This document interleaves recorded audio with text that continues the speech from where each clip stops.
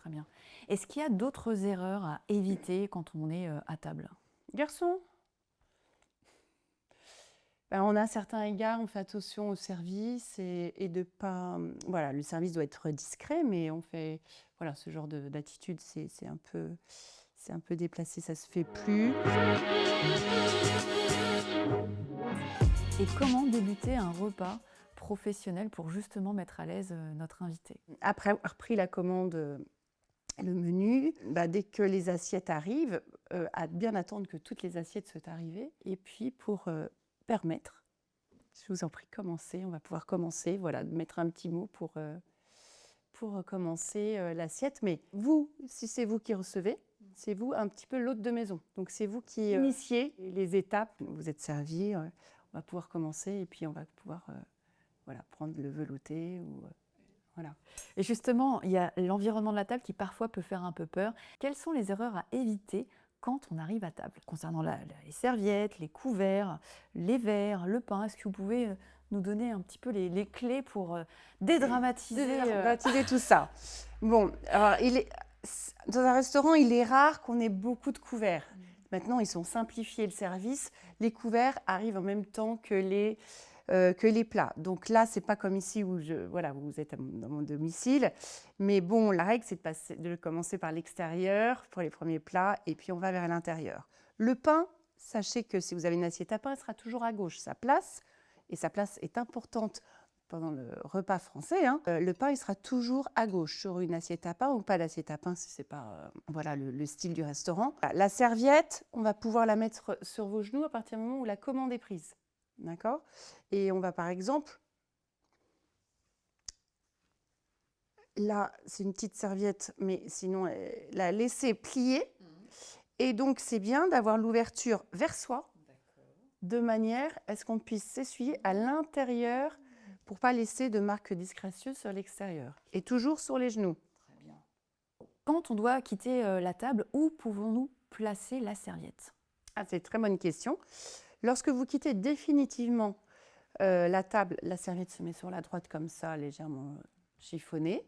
Mais si vous vous absentez quelques instants pour vous repoudrer le nez, par exemple Léa, eh bien, elle doit se mettre sur le dossier de la chaise ou sur la chaise pour, voilà, c'est un code pour le serveur pour dire je vais revenir.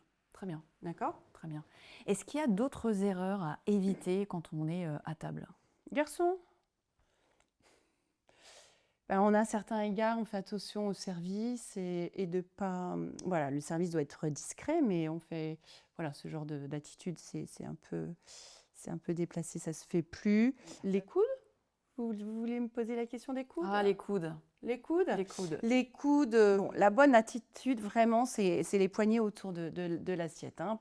Pas trop. Le but, c'est de pas trop s'étendre sur la table, surtout que dans un restaurant, les tables ne sont pas grandes. Donc, on reste sur sa ligne, surtout vers la verticalité, et on ne va pas s'étendre. Les coudes, on dit souvent aux enfants, pas les coudes à table. C'est pour éviter qu'ils prennent appui sur leurs coudes comme ça, ou d'être comme ça. Donc là, on part un peu de distinction, on va dire. Vous n'êtes pas d'accord? L'idée, c'est d'apprendre aux enfants de bien se tenir, d'avoir une colonne vertébrale qui se tient et pour que ça soit agréable. Bien sûr. Maintenant, entre deux plats, de mettre un coude sur la table, si c'est pour discuter, une fois les couverts posés, évidemment, je ne vois pas cela comme une impolitesse ou une maladresse. On peut être comme ça en attendant, mais la vraie position, c'est vraiment comme ça.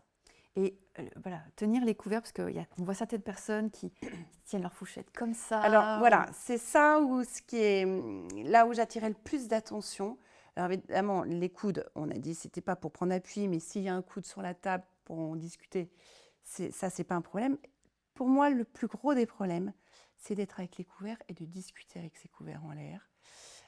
De pointer, voyez, la personne là-bas, ou tu prends telle direction avec le couteau, c'est signe de agressivité. Pour le peu qu'il y ait un peu de sauce, voilà, c'est juste pour imaginer que ça peut être un vrai spectacle très réjouissant pour tout le monde. Je rigole. Mais voilà, donc avec les couverts, il y a une prise qui est plus distinguée. On met bien on les prend bien par le manche et pas par le milieu. Il y a l'index au-dessus qui va permettre de mettre de la pression pour bien découper. Voilà. Et puis, on va pouvoir déposer. Et puis, on change souvent la fourchette de main. Et c'est là où c'est important d'avoir du pain. Parce que le pain, là, il va nous aider à pousser. Prendre un petit morceau de pain, pas la grosse tartine. Et c'est là où il va nous apprendre à pousser. Et ça va être plus distingué. Attention de ne pas faire les grosses pelles comme ça aussi. Voilà. Mais justement, quels sont les aliments qu'on a le droit de manger avec les doigts? Tout dépend où vous situez, Léa, je me le dis. Parce qu'évidemment, si vous allez dans un McDo où il n'y a pas de couvert, tout est bon.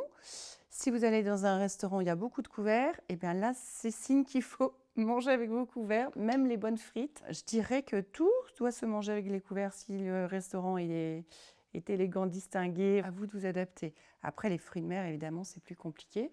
Mais des fruits de mer dans un restaurant gastronomique, là, la crevette, niveau 3, il faut l'éplucher avec les couverts.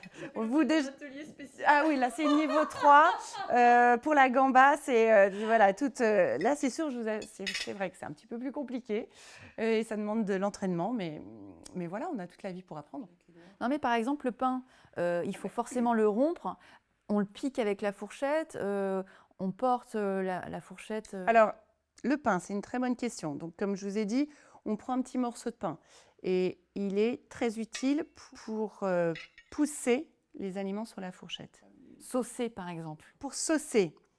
Théoriquement, on dit qu'il ne faut pas saucer. Mais bon, on est en France, on a des bonnes sauces, etc. Et c'est là, en faisant comme ça avec votre morceau de pain, là, on considère que vous mettez les doigts dans l'assiette.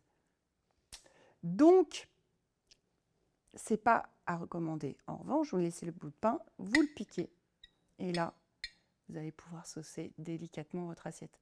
Je ne dis pas d'astiquer, hein, mais et voilà, et de manger comme ça. Donc là, avec ce petit conseil, cette petite méthode du morceau de pain piqué sur la fourchette, on va pouvoir saucer discrètement. Voilà, et s'il y a un peu trop de sauce, on peut prendre la cuillère peut-être pour... Peut-être. Le tout, c'est de le faire de façon distinguée. Merci beaucoup, France, de votre temps et de partager vos connaissances et votre passion sur le savoir-vivre, le savoir-être. Parce que le repas d'affaires est un véritable levier de performance commerciale, découvrez ma formation. On n'a pas 2 fois l'occasion de faire une première bonne impression.